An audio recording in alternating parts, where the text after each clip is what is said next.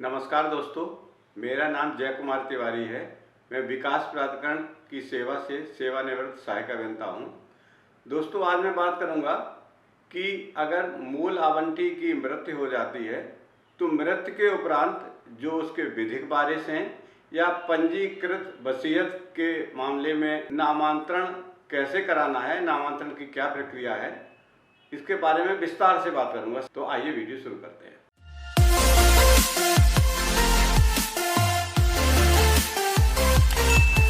दोस्तों, जैसा कि आपको पता है, मैं इस समय नामांतरण प्रभार निर्धारण, उद्ग्रहण और संग्रहण नियमावली 2022 पर एक सीरीज बना रहा हूं और ये वीडियो इस सीरीज का 6वां और लास्ट वीडियो है। दोस्तों, जैसा कि आपको मालूम है कि अधिकांश मामले में जहां जो मूल आवंटी है उसकी मृत्यु हो जाती है तो जो उसके वारिस हैं उनको संपत्ति के बारे में ज़्यादा पता नहीं रहता है। जैसे मान लीजिए कोई पिता है, उसकी मृत्यु हो गई और उसके जो विधिक वारिस हैं या पंजीकृत वसीयत किसी के नाम से की गई है, ऐसे मामलों में जो आवेदक हैं, जो उत्तराधिकारी हैं या पंजीकृत वसीयत जिसके नाम की गई है वो आवेदक है, उनको पिता की संपत्ति के विस्तार से कि वो फ्रीहोल्ड थी, लीज पर थी या अन्य मामले पूरी तरह से ज्ञात नहीं होते हैं। मान लीजिए पिता ने संपत्ति अर्जित की और उसके जो कागज वगैरह हैं वो अपने घर में सुरक्षित रखे, बेटे हैं, नौकरी कर रहे हैं, बाहर रह रहे हैं, जब अचानक पिता की मृत्यु हो गई या किसी कारण से पिता की जब मृत्यु हो गई, तब बेटों को या उनके उत्तराधिकारियों को या उनके जो रजिस्टर्ड वसीयत के लिए जो आवेदक हैं उनको उसके बारे में पता नहीं रहता कि कैसे अब इसका नामांतरण अपने नाम से कराना है और काफ़ी परेशानी का सामना उनको करना पड़ता है। जगह जगह अपने रिश्तेदारों से, जानने वालों से पूछते रहते हैं या विकास प्राधिकरणों में बाबुओं के चक्कर लगाते हैं और परेशान होते हैं। बाबू उनको गलत सही कुछ भी समझा देते हैं। ऐसी स्थिति में उनको बाहर से नौकरी करते हुए अपने लिए समय निकाल पाना, नामांतरण के लिए कार्यालयों के चक्कर लगाना बहुत ही कठिन हो जाता है।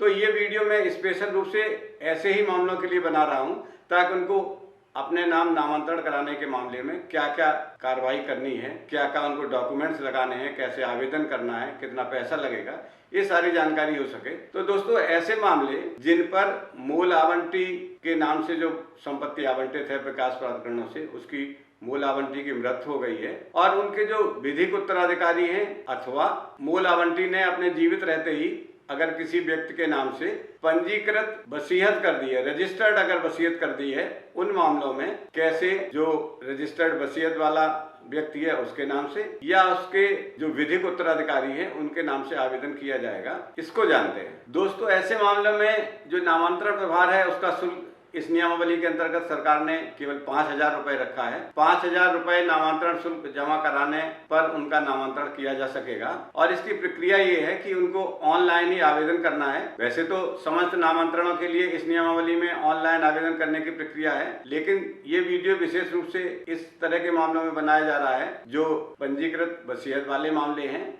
या विधिक उत्तराधिकारी वाले मामले हैं, उनके मामले में ये वीडियो बनाया जा रहा है। तो मैं इसी की बात कर रहा हूँ। उनको ऑनलाइन आवेदन करना है और ऑनलाइन आवेदन करने के लिए उनको जनहित.upda.in वेबसाइट पर अपना प्रोफाइल बना के ऑनलाइन आवेदन करना पड़ेगा और उस आवेदन के साथ जो जो डॉक्यूमेंट्स उनको अपलोड करने हैं उनके बारे में मैं बता रहा हूँ। ऐसे मामलों में आवेदक को अपनी एक जेपीजी फॉर्म में फोटो अपलोड करनी है। आवेदक को अपनी पहचान के लिए अपनी आईडी अपलोड करनी है। यह आईडी भी जेपीजी फॉर्म में अपलोड की जाएगी।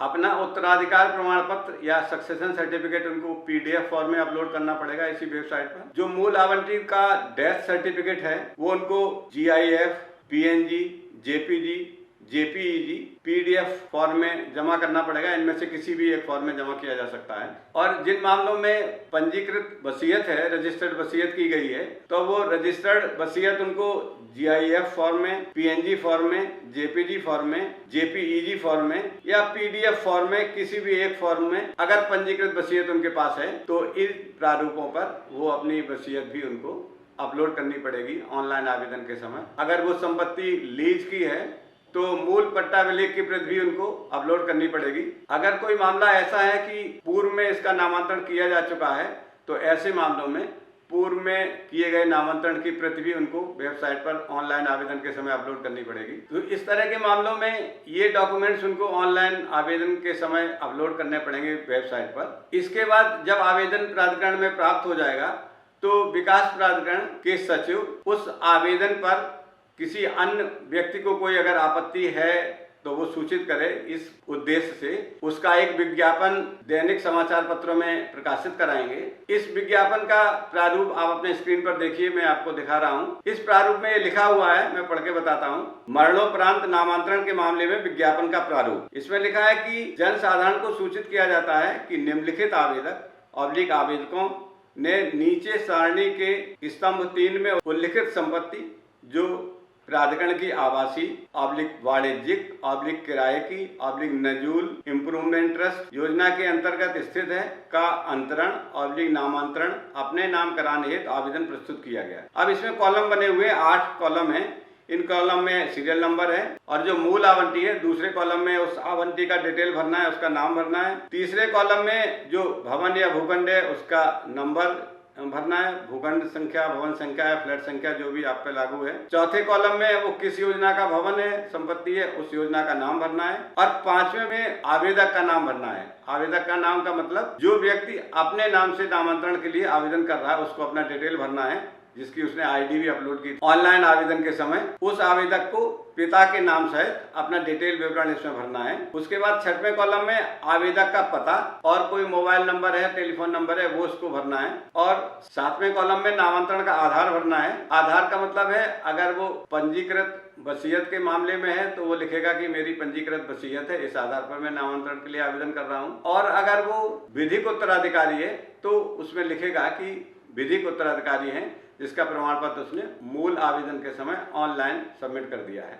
उस आधार को यहाँ दर्शित किया जाएगा। 8वें कॉलम में उसको ये भरना है कि ये संपत्ति लीज की है या पूर्ण स्वामित्व की है, फ्री होल्ड है। ये सब डिटेल भर के उपाध्यक्ष की सहमति से उस संबंधित विकास प्राधिकरण के सचिव दैनिक समाचार पत्रों में ये विज्ञप्ति प्रकाशित कराएंगे। और इस विज्ञप्ति में नीचे ये लिखा हुआ है कि यदि किसी व्यक्ति को उपरोक्त भूखंड, भवन, फ्लैट के अंतरण, नामांतरण के विरुद्ध कोई आपत्ति हो तो वह अपनी आपत्तियां समस्त सहायक दस्तावेजों सहित इस नोटिस के प्रकाशित किए जाने के दिनांक से 30 दिन के भीतर सचिव विकास प्राधिकरण को प्रस्तुत कर सकता है। अन्यथा स्तंभ 5 में अंकित व्यक्ति के नाम से संपत्ति का अंतरण, नामांतरण प्राधिकरण के अभिलेखों में दर्ज कर दिया जाएगा और कोई पश्चातवर्ती दावा यदि कोई है तो ग्रहण नहीं किया जाएगा। ऐसी विज्ञप्ति का प्रकाशन कराया जाता है जिससे जो आवेदक है उस आवेदक के पक्ष में नामांतरण किए जाने में विकास प्राधिकरण को विधिक रूप से कोई समस्या न आए और उस आवेदक को भी कोई समस्या न हो,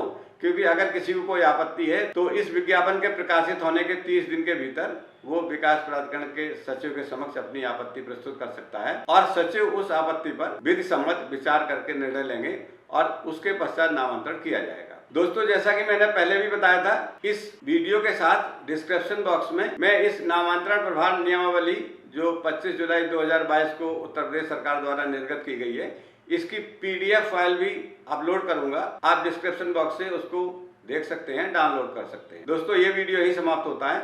अगले वीडियो में किसी महत्वपूर्ण बिंदु पर फिर आपसे चर्चा करेंगे। नमस्कार।